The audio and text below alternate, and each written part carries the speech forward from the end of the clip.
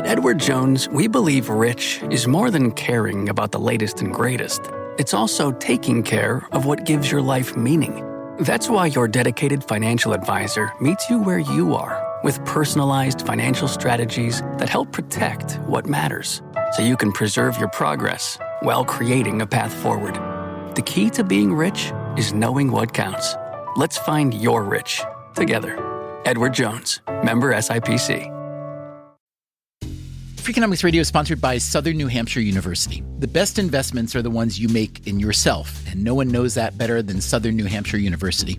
With more than 200 online degree programs, no set class times, and low online tuition, Southern New Hampshire University is built to fit your life today and set you up for success tomorrow.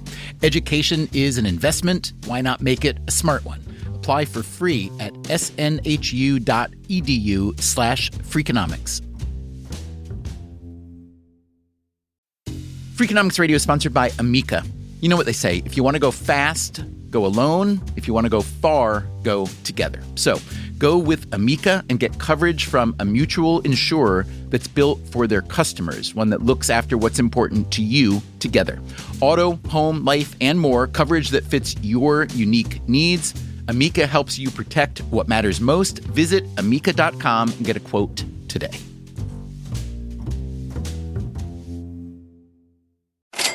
Hey, Levitt. Dubner, how are you doing? Great. Welcome to New York. Yeah, it's good to be here. We don't often get to do this, sit down face to face. Yeah, because the traffic in New York is so terrible that I stay away. Why are you here? Are you meeting with the Pope today? No, the Pope passed on me. Oh, you meeting with the UN today? UN passed on me as well. Just me? Yeah, just you.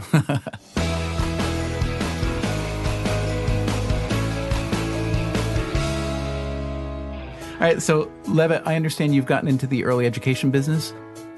Yeah, I think we regret it a little bit. Roland Fryer, John List, and I went out and really John more than us started a preschool with the idea that if we were really smart and really thoughtful, we could do things for 3, 4, and 5-year-olds that would change their lives and maybe could be used by other people to change a whole lot of lives all across the world. Steve Levitt is my Freakonomics friend and co-author. He's an economist at the University of Chicago. John List is a colleague there. Stephen Dubner, how you doing, my friend? Yeah, I'm doing great, John. So why don't you tell us a bit about your work? My primary research goes to the field and runs field experiments on issues like why do people give to charitable causes? Why do people discriminate against one another? Why do women earn less money than men? List grew up in Wisconsin, went to college there and in Wyoming, then taught in Florida and a few other places. When I moved to Chicago, I became very interested in public education, largely because I saw the problems of public education all around me. I live just south of Chicago in a city called Flossmoor, and right next to that is a city called Chicago Heights. And in Chicago Heights, you have things like high schools with less than 50% graduation rates. You have ninth graders who are reading at a fourth grade level and doing math at a third grade level. You have poor kids who just aren't experiencing the value added that children of the affluent experience. So combining that with the fact that that's sort of how I was raised myself. I was raised in public education and not in a wealthy family at all. My father's a truck driver and my mother's a secretary. So this was a sort of setting that I had been raised in, and I could see the problems in that setting, but they really came to fruition for me when I moved to the University of Chicago. So List, Levitt, and the Harvard economist Roland Fryer set up an experimental preschool in Chicago Heights. The demographics are about 1/3 white, 1/3 Hispanic, 1/3 African American. It's a relatively poor community. And the idea there was to look at state-of-the-art techniques for teaching kids reading, writing, and arithmetic, with cognitive skills, and compare the outcomes of kids with another curriculum in which that emphasized non-cognitive skills like sitting still and expanding working memory and executive function and things like that. Even though the school was a school, it was also very much an experiment. So our overarching theme is let's go into schools and use them not only to teach our kids, but to teach ourselves what works and why. But the school wasn't the only part of their experiment. The more interesting piece of what we did was to get away from the idea of the school and say, well, really, schools only have kids for a handful of hours per day, but who really will mold the kids through their life are the parents. And so if we could take the parents of preschool kids and have an academy where we actually teach the parents how to teach their kids, then maybe we could have a bigger and a longer-term impact on the kids. So you set up also then a parent academy, yeah? Yeah, so we set up a parent academy. And this is in a large basement room in a K through 12 school in Chicago Heights. We have 2 teachers in there. The parents arrive for a session which is once every 2 weeks for 90 minutes, and it's over a 9-month-long period. And we then incented the parents for things like their attendance at our early childhood sessions. They were incented based on the homework assignments that their kids handed in. They were incented based on the interim assessments that we actually conducted with their kids. So over the course of the school year, parents could earn up to $7,000. Wow. So you're trying to help kids do better at school by essentially paying their parents to teach them to do better at school, yes? Exactly. To take parents who care enough about their kids that they're willing to show up to these classes and equip them with a better set of skills so that they could be better teachers to their kids, not just, say, the kid that was in our program, but all the siblings, and to do that over a lifetime as opposed to just 1 year. And why go to the parents? Why not just pay the kids directly? Well, for one thing, the kids were 3, 4, and 5 years old, so they wouldn't understand the value of money. Maybe trinkets could have done it. Okay. But I think we really believed that the power of success lies in the parents. Levitt and List were pretty enthusiastic about their experiment and undaunted. How hard could it be to set up a preschool and a parent academy? Okay, so now is where the real problem starts. It was one of the most difficult things I think we could have tried to do. So we have to make sure that the superintendent, of course, is on board. And as economists, I think maybe we weren't fully equipped to make it. It seemed like it would be easy. We needed to secure state licenses to run a pre-K program. The logistics are hard. We need to develop a partnership with the community so the community trusts us and they will actually send their kids to our parent academy. It's just plain complicated. We need funding. Funding for the teachers, funding for development of the curriculum, and we needed funding for the incentives. Wow. Okay, a couple quick questions before we get on to longer questions. What's all this going to cost and where's the money coming from? So this particular experiment cost nearly $1 million, and the money came from Ann and Ken Griffin. Who have a foundation in Chicago, yes? This was a foundation in Chicago. It is no longer a foundation in Chicago. You put them out of business with your parent academy? We put them What out happened? of business. We spent all of their money in these interventions, and they've gone broke. So now Ken's trying to make more money, and so is Ann, and maybe they'll send us some more in the future. The truth is, the foundation shut down when the Griffins divorced, but the economists did get their money to run the preschool and parent academy. So, what did the Griffins Foundation get for all that money? How did the experiment work out? It worked out okay. Just okay? Today on Freakonomics Radio, we'll hear about their results. We'll also hear about other early education ideas, some of which are really cheap. This costs $5 a year per kid to produce. And some early education ideas suggest that even preschool may be too late. By the end of the age of 3, children born into poverty will have heard 30 million fewer words than their more affluent peers.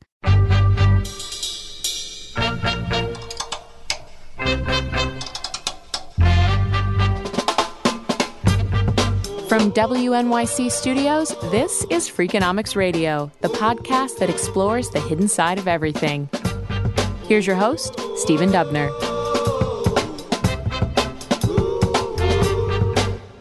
So 3 economists, led by John List, decide to set up a preschool in Chicago with an experimental curriculum. So these are 3, 4, and 5-year-olds, And our goal, of course, was to set up a program so we could measure how the children's cognitive and non-cognitive or executive function skills changed because of our program. None of the economists knew much about this field. So essentially what we did is we started out doing a series of interviews with experts in early childhood and development psychology. And we ended up hosting a 2-day conference at the University of Chicago where we had the leading experts come in and we talked about exactly what should the tools be that we use to measure cog and executive function skills. And in the end, we settled on these assessment tools called Woodcock-Johnson on the cognitive side, and on the non-cognitive side, things that measured operation span, spatial conflict, and self-control. The economists also set up a school for the parents of the preschoolers. And here, we gave them a curriculum that was composed of both a cognitive component, which is called Literacy Express, and a non-cognitive component, which is called Tools of the Mind.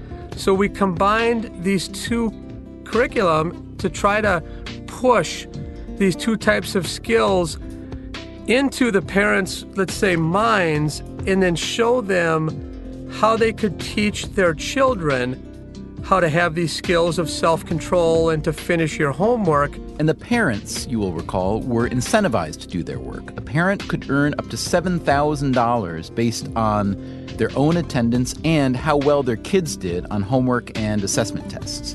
So, what were the results of all this educational experimentation? What do the data have to say? Well, the data are still being crunched on the preschool curriculum, what worked and what didn't work for teaching the kids. But as for the Parent Academy, John Liss, Steve Levitt, and Roland Fryer recently published a working paper on that project. The verdict? Let's jump right into the results. I mean, these are huge, huge gains. That is to say, incentivizing and teaching parents how to teach their kids really worked. So a first thing to note is we have huge differences across kids. Now, what I mean by that is that our program really helps Hispanic and white students, and it doesn't help blacks at all. How disappointing was it to see that Hispanic and whites moved a lot and blacks didn't? Yeah, I think it's a mixed bag. I think that when we started down this research agenda, part of our mission was, first of all, to learn about the racial achievement gap and learn about how we can lower that gap. Most of the time, we lump Hispanic and African American kids together and we say, what is the solution for minorities in public education? And I think this particular result teaches us that the education production function across these two groups is very different, and the solution will not be the same across African American and Hispanic families. Do you have any ideas for African American families?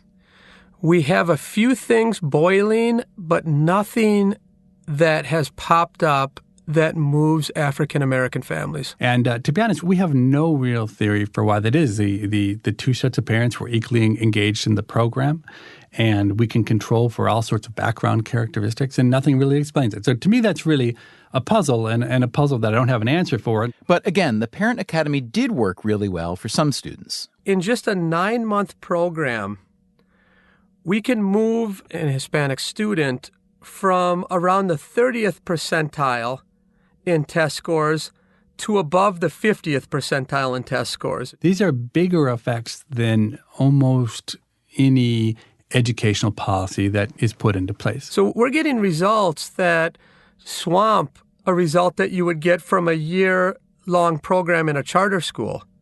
Now, that's on both the cognitive assessments and the non-cognitive assessments. But in looking carefully at cognitive skills versus non-cognitive skills, the researchers discovered something that was both a key to their success, but also a warning sign. Upon entry into the program, we tested kids to see where they stood in terms of their cognitive skills, how well they could, do the alphabet, math, and whatnot, and also the non-cognitive skills about how they could sit still and keep things in memory. And what was incredibly interesting to me in our findings is that for the kids who were below average on these non-cognitive skills, so the ability to concentrate, to remember things, to kind of think their way through problems. The below-average kids made no progress in our program. So if you started behind in terms of how ready you were to learn in some sense, then you got nothing out of our program. And that was true whether you scored high on the cognitive scores or not. So kids could be, really high achievers in terms of math and reading, but gain nothing from our program if they didn't have these sort of sit-still skills. But on the other hand, if you were above average on these non-cognitive skills, you got huge benefits from our program.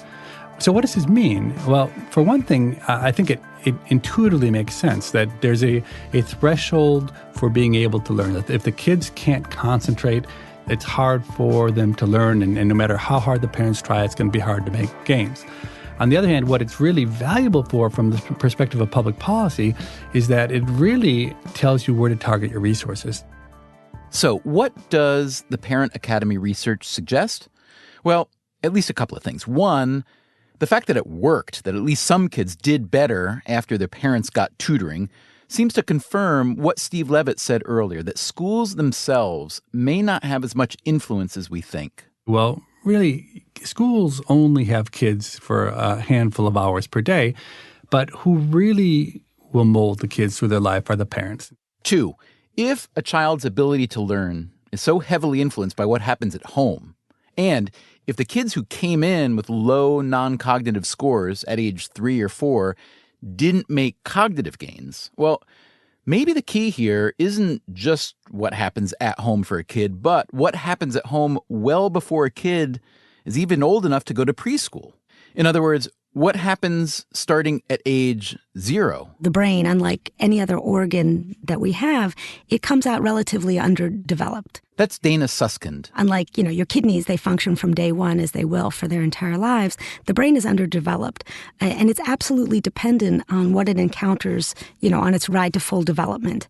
And it's really in those first 3 years of life when a huge amount of the physical brain is built, literally 80 to 85% of it. And, what is building those connections, those 700 to 1,000 new neural connections, is language. Suskind is one of those multi-hyphenates. I am the director of the 30 Million Words Initiative and author of the recently published book, 30 Million Words, Building a Child's Brain. And I'm at the University of Chicago and a scientist, a surgeon, social activist. Whew. Exhausted already. and mother of 3 wonderful children.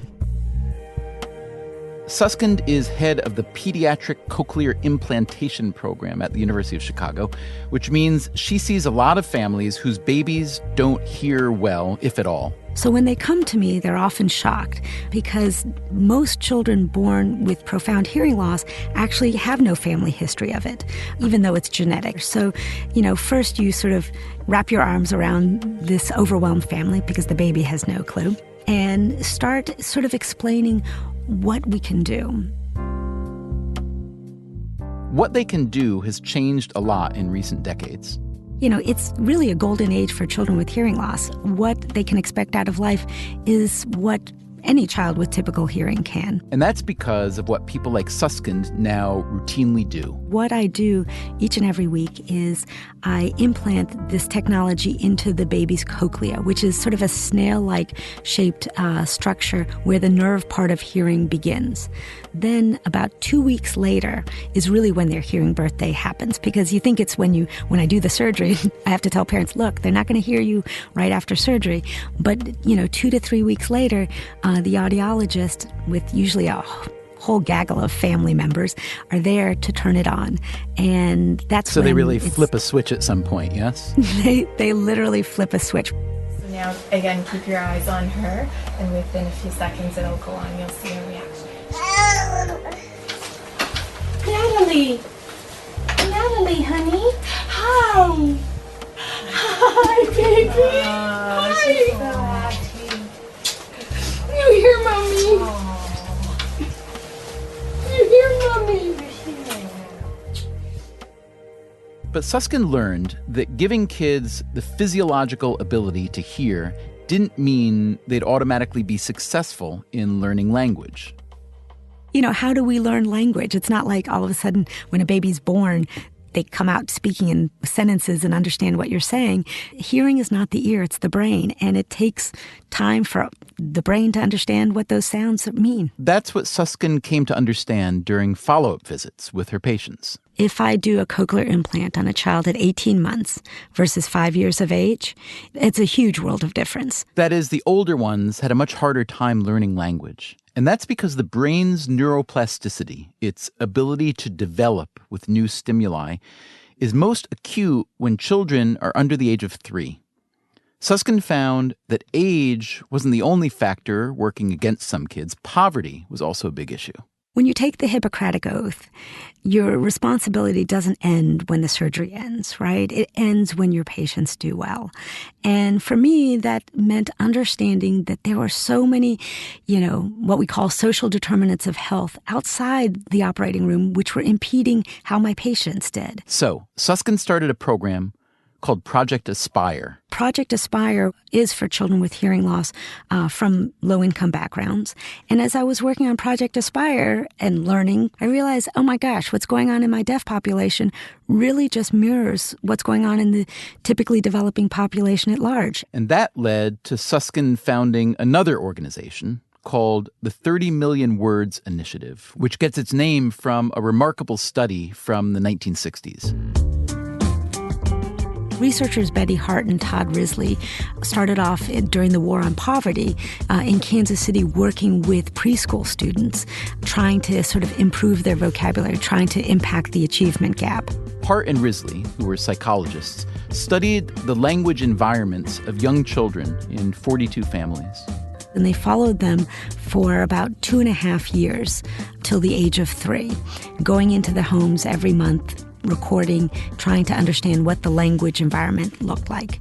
And what they found in a nutshell was that by the end of the age of 3, children born into poverty will have heard 30 million fewer words than their more affluent peers. Wow. So, by the age of 3? By the end of the age of 3, so right before they're turning 4. The deficit in words is indeed huge.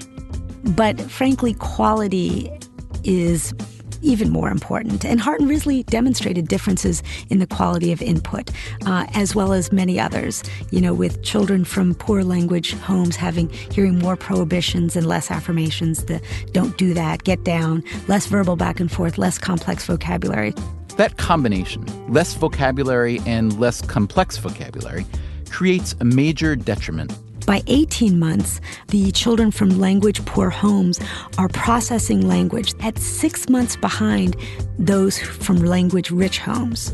So what I always like to say, and it's quite tragic, is that it's not just about language being, vocabulary being poured into a baby's brain. It's really building a fundamentally different machine. So if a language-rich environment is really helpful in building kids' brains, what's to be done about it? That is what Susskind and TMW, the 30 Million Words Initiative, are trying to figure out. We're developing programs, evidence-based programs, that reach parents where they are to get this message out. So we have something in the maternity wards, pediatricians' offices. Our best developed program is this home visiting program where over a 6-month period of time, we, one-on-one with a home visitor, we go in and explain the science. Coming up on Freakonomics Radio, we tag along as the 30 Million Words Project visits kids and parents in the home. So even if Sincere can count and say his ABCs, he won't be ready to learn if he can't sit still or follow directions. That's the problem I have right now. Yeah. Getting him to sit still. He's pretty busy at this age, right? And if you need to boost your word intake, well, there are more than 250 Freakonomics Radio podcasts you can download at Freakonomics.com, iTunes, or wherever you get your podcasts.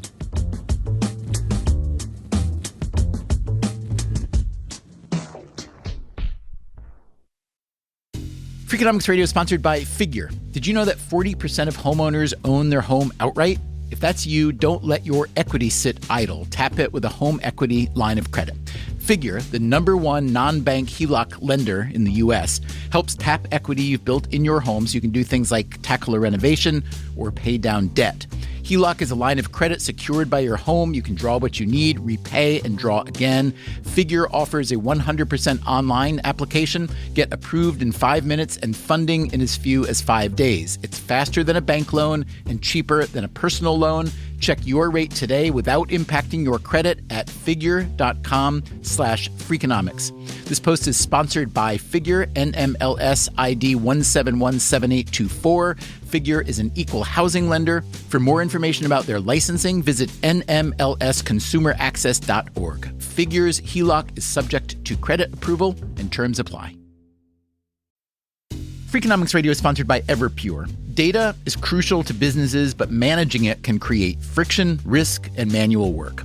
Everpure transforms static data into a living system, intelligent, instantly accessible, secure, energy efficient, and ready to perform. Plus, there is zero downtime for upgrades and maintenance. Whether your data is in the cloud, on premises, or at the edge, Everpure makes data management so simple it feels like second nature. Tame your data chaos with Everpure. Visit everpuredata.com to learn more.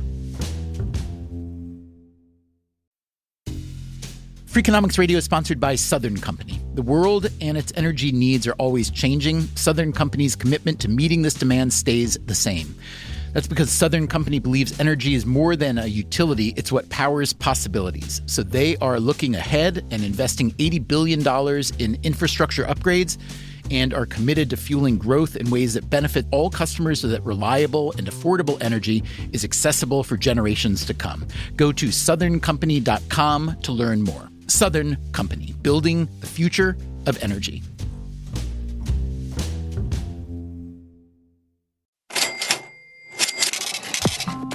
Sika family. Do this. Deep down. Mommy. I'm doggy holding. Daddy. Open it. Pizza. Peanut butter. Peanut butter. Apple. Peanut butter. Ball. Soupy. Happy funny world. Car. Yes, so that's a puppy. Thirsty basketball. On shoulder.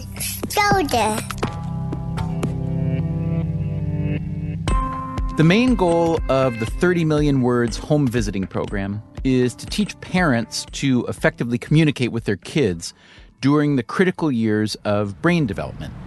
We're going to be visiting Tequila today, and her son is Sincere. So he's about 17 months or so. That's Michelle Sines, the TMW home visitor. She's outside a 7-story brick apartment building on Chicago's west side. Hi, Tequila. It's Michelle with the TMW study. We're down here. The mom she's visiting is 22 years old. My name is Tequila Williams, and my baby's name is Sincere Person. And we're sitting in the living room of my apartment. The TMW home visit program is being run as an RCT, a randomized controlled trial, to test its efficacy. It'll take a few years. Each family will get 12 visits during a 6-month period, and then the researchers will do follow-up assessments for another 3.5 years. They're hoping to enroll 200 families and have all the data by 2019. One tool the researchers use is a little device called a LENA, or Language Environment Analysis System. It's basically a pedometer for language. It counts words. Okay. And so now we're going to look at your LENA report. And then a parent is supposed to put the LENA in the kid's T-shirt pocket so it can record how many words are spoken by both child and parent. And so, on the day of your recording, Sincere heard an average of 963 words per hour. And I know for this one you had set a goal for 1,100. It was really close to it, right? Just right at there. And that's not the only kind of data the TMW initiative is gathering. For instance, they also measure the brain processing speed of the kids they're visiting. So it's a measure we do on 2 different home visits and 3 of our follow-up visits, and it gives us insight into the children's cognitive processing speed. That's Kristen Leffel. She's the director of operations for TMW. She was also visiting Tequila and Sincere. So we set up a camera over the back of a laptop and asked the child to sit in the parent's lap. and watch a little stimulus on the computer screen, so that the stimulus basically puts up two images simultaneously, and so it might be a fish and a puppy, and then it'll say, look at the puppy. Do you see the puppy? Where's the book? Can you find it? See the kitty? Can you find it? And so then we'll code it frame by frame to watch the child's eye movements, and it gives us insight into the processing speed in their brain. If you're slower, that means that you're taking a longer period of time to process a word that you already know, and you have less time to learn new words. That's Dana Suskind again. So you imagine at 24 months, children who have been exposed to less language are slower processors. So they're taking longer to understand what they already know. As a result, they can't pick up the newer words. So it's sort of like you're not just behind in the race of life, you're a slower runner. So that's why you don't catch up. Yeah, it's like compound interest. It's funny, as much as we hear the talk about how for every dollar you put away at age 20, it's the equivalent of, $50 at age 50. What you're talking about is actually much, much more frightening to think about, the deficits at those early ages, because they start compounding at such a young age, yeah?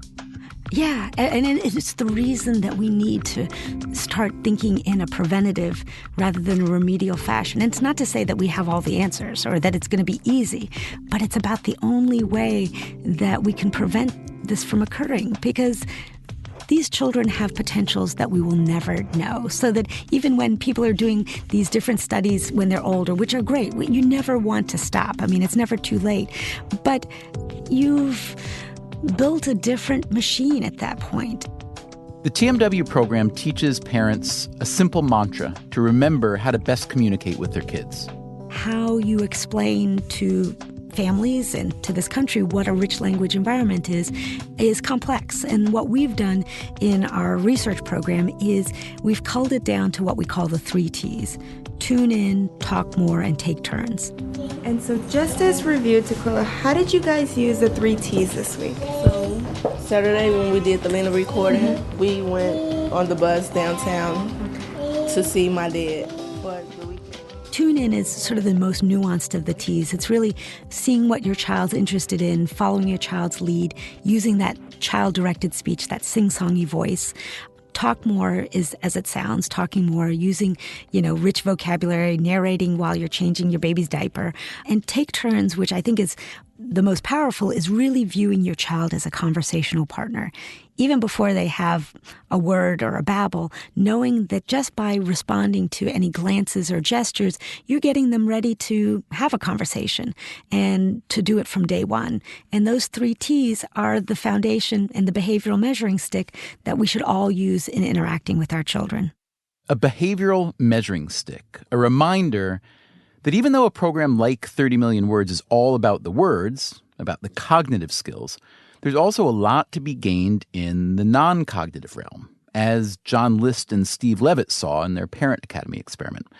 The TMW randomized trial is now in its second round, and it's incorporating one of the key findings from the first. One of the biggest things we found is that parents, after the first trial, said, this is great. Now I know how to build my baby's brain and make him smart, but how do I use my language to help him behave better? And so we actually have a week where we explain children's, executive function and prefrontal cortex development and how their language and how their modeling can help their children's behavior. Today we're going to talk about another way to build Sincere's brain and help him do well in school. And so it takes more than being smart to be successful. So a child's behavior is just as important as his intelligence. So even if Sincere can count and say his ABCs, he won't be ready to learn if he can't sit still or follow directions. That's the problem I have right now. Yeah. Getting him to sit still. He's pretty busy at this age, right? He's green light on all the time. His green light's on all the time, you said? And so the stronger Sincere's red light becomes, the better he will get at self-regulating. And so a big part of helping Sincere learn to self-regulate is watching you do it. And so use your 3 T's to show him how you use your red light to self-regulate in challenging situations. And so when you notice yourself feeling frustrated or upset, Talk more and explain how you're feeling to Sincere. And so tune into your tone of voice. If your tone is angry and loud, Sincere will think that it's an appropriate way to respond. And so if you stay calm, he will learn how to stay in control in tough situations.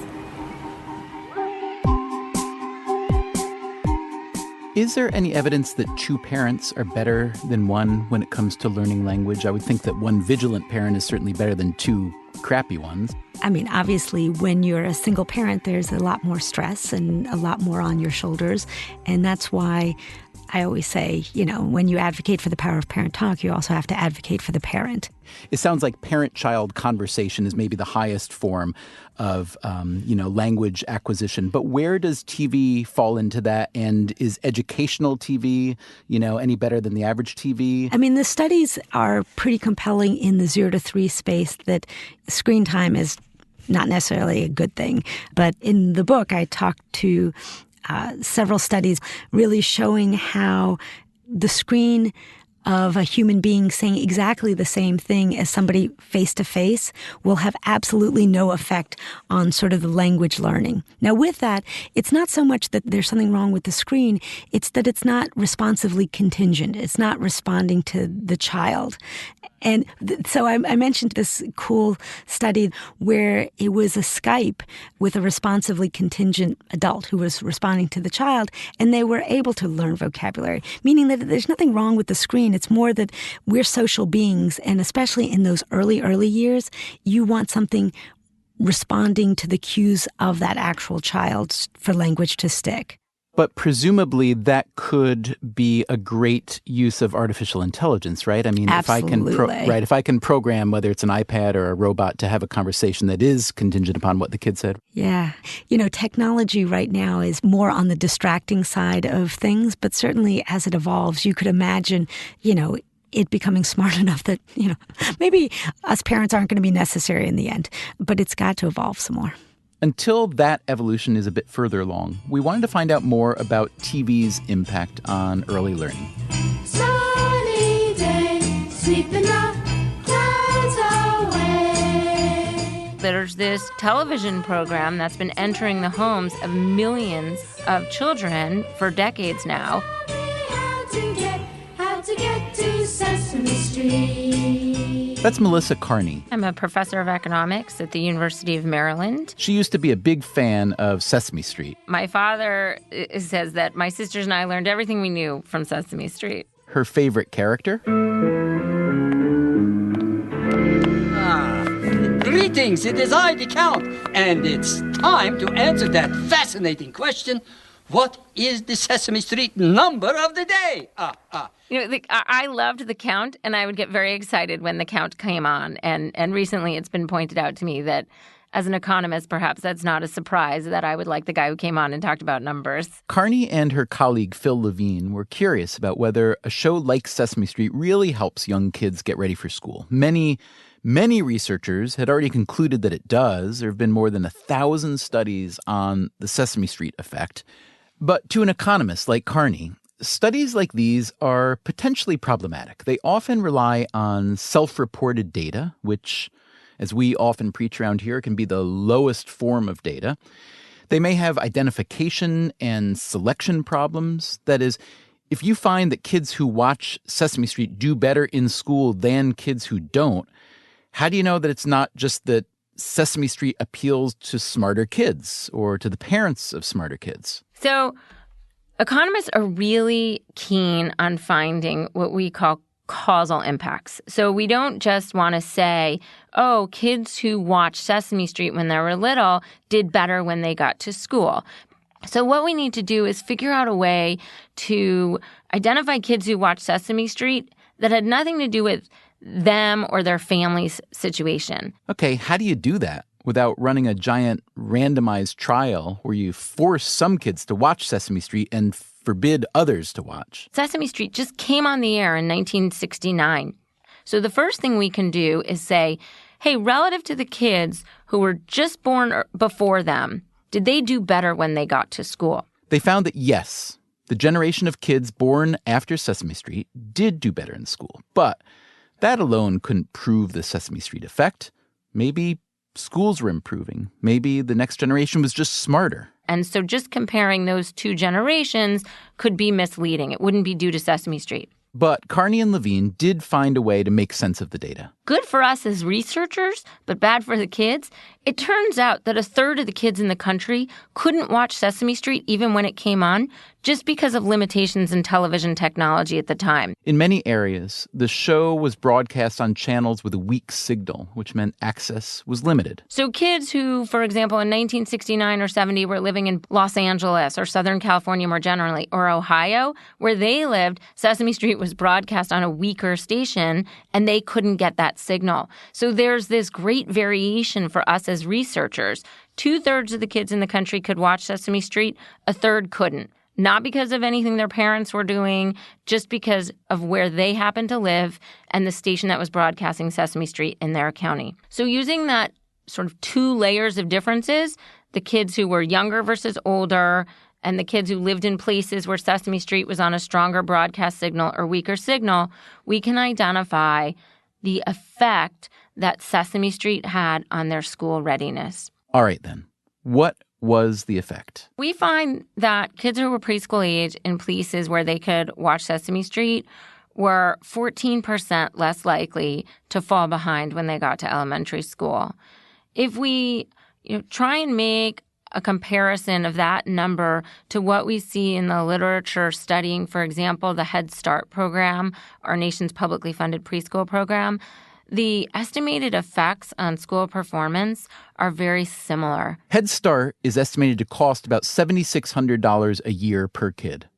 How about Sesame Street? This costs $5 a year per kid to produce. That's 1, that's 2, 3, 4, 5. Now, there's a big difference between a kid spending the day in preschool and just watching a TV show. Still, the Sesame Street effect is impressive. And in fact, that effect is entirely driven by kids who grew up in counties with higher levels of economic disadvantage. So I mean places that had higher levels of high school dropout, had a higher rate of single-parent households, had lower household income on average. These were the kids that really saw a relative improvement in their school performance.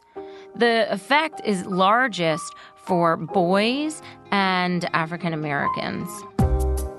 And this, you will remember, is opposite what John List and Steve Levitt found with their Parent Academy interventions. Our program really helps Hispanic and white students, and it doesn't help blacks at all. We were surprised by the results because if you look at just a lot of studies of interventions designed to help kids, you tend to see the largest results for girls and for whites. And here we are finding the largest results are for boys and for African Americans. So we were pretty excited about that. You know, we could speculate. This gets a little bit outside of our expertise as economists, but Sesame Street was explicitly designed to help urban kids and minority kids. So if you remember the set from when you were a kid and watched this, it's set on an urban stoop, and there are African American characters feature prominently. So it's possible that Sesame Street did this well. And urban kids and minority kids related to the characters and related to the content and maybe took more away from it than they would have if the program were designed differently. So that's some good news, right? Sesame Street seems to have been successful in getting kids, especially low-income African-American boys, ready for school. But here's the bad news. Carney found that long-term, the benefit wore off. We don't find a persistent effect on ultimate educational completion, or looking further down the road, we don't see that large of an effect on wages or employment. So you could think of, our finding of a strong academic elementary school outcome, but not much in the long run, as being consistent with this idea that Sesame Street wasn't impactful on those non-cognitive skills that will show up later in employment outcomes, for example. Stop. I'm getting puzzle. The monster. What is that? I'm off of Mommy. You're sick. You know this big word? It's called called your imagination.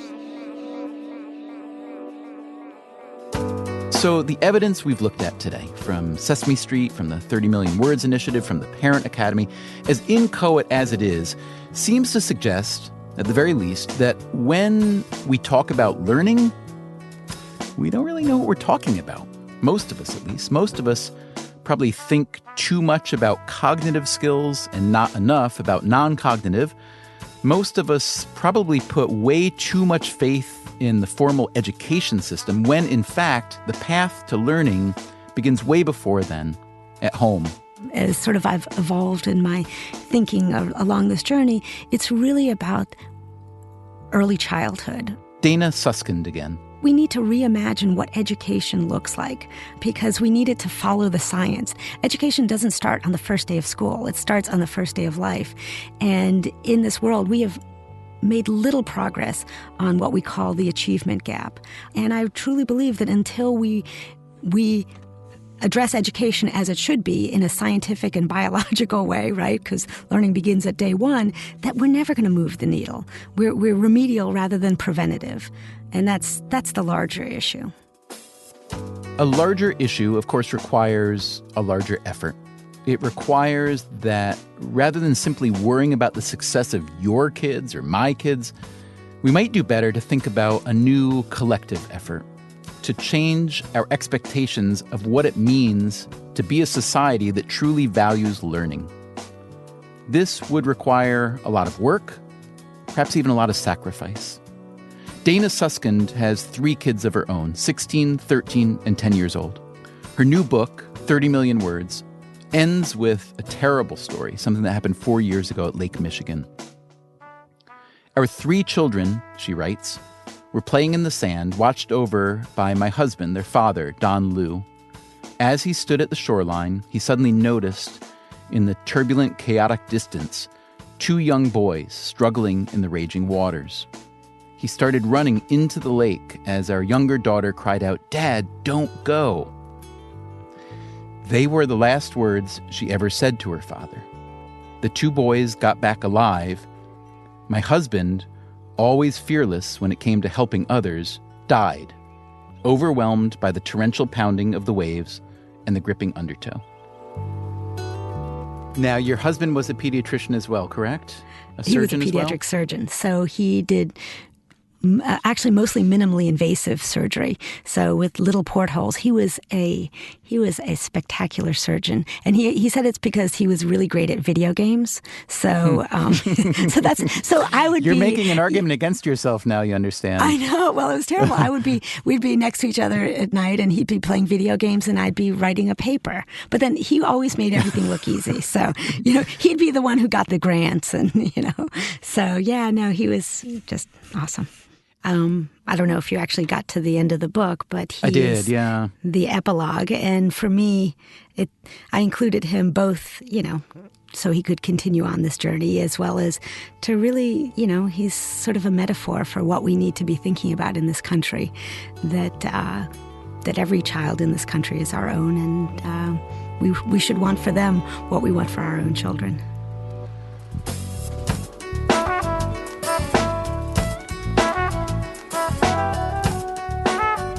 Freakonomics Radio is produced by WNYC and Dubner Productions. Today's episode was produced by Greg Rosalski.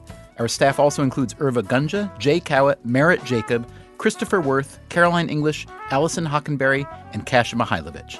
And thanks to our colleagues at New York Public Radio for recording their very vocal children for this episode. These kids might be in the 40 million word club. If you want more Freakonomics Radio, you can subscribe to our podcast on iTunes or go to Freakonomics.com, where you'll find our entire podcast archive, the books, the blog, and more.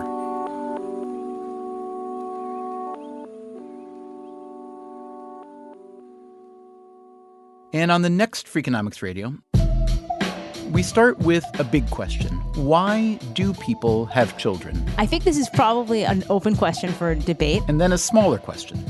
What happens to fertility after a big tragedy, the 2004 Indian Ocean tsunami, for instance. Women who had lost a child in the tsunami were about 10 percentage points more likely to have another birth after the tsunami than women whose children had survived. Mortality and fertility. That's next time on Freakonomics Radio.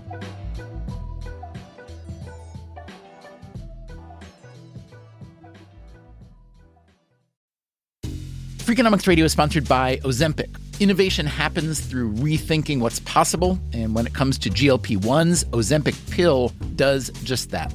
Learn more about Ozempic semaglutide tablets, 4 and 9 milligrams, by calling 1-833-OZEMPIC or visit Ozempic.com to view the medication guide and ask your doctor what's possible with FDA-approved Ozempic pill. Hi, I'm Angie Hicks, co-founder of Angie. One thing I've learned is that you buy a house, but you make it a home. For decades, Angie's helped millions of homeowners hire skilled pros for the projects that matter. Angie, the one you trust to find the ones you trust. Find a pro for your project at Angie.com. Traditional home security only alerts you after a break-in, and that's too late. SimpliSafe is changing that. Stop. This is SimpliSafe. Police are on the way. We don't just alert, we stop crime before it starts. SimpliSafe, plan starting around $1 a day. Save 50% on your new system with professional monitoring at simplisafe.com/SXM or with promo code SXM. Outdoor deterrence requires a SimpliSafe Active Guard outdoor protection plan starting at $49.99 a month. Visit simplisafe.com/licenses for alarm license information. Tennessee 2012.